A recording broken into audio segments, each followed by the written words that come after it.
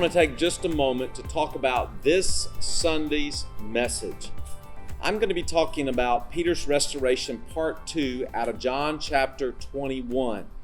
This is a very important text because yes, Peter's been restored. He's in that restorative process. And in that, Jesus says something to Peter that we all need to hear, and it's simply this. He says, Peter, follow me. If we don't understand what that means, we are never going to fulfill God's will for our lives. We've got to understand what it means to follow Jesus. And when Peter heard that, he did something that's very interesting. He hits the pause button with Jesus and he asks Jesus a question. He looks over to whom we think is John and he says, what about him? And Jesus says, don't worry about him. You just follow me. Now that's a message we all need to hear because you and I sometimes, we get more concerned about God's will for someone else's life than we are for our own. And it takes focus to follow Jesus just in our own lives.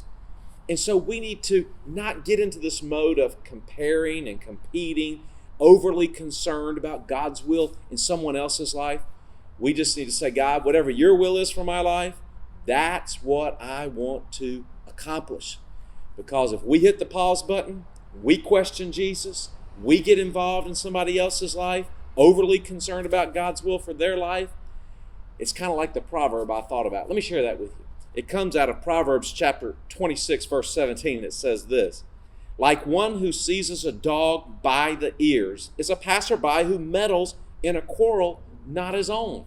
Now, I know that proverb is talking about a quarrel, but getting involved somewhere you shouldn't get involved, it's not wise. It's like pulling a dog by his ears. He's not going to like that. He's not going to respond positively to that.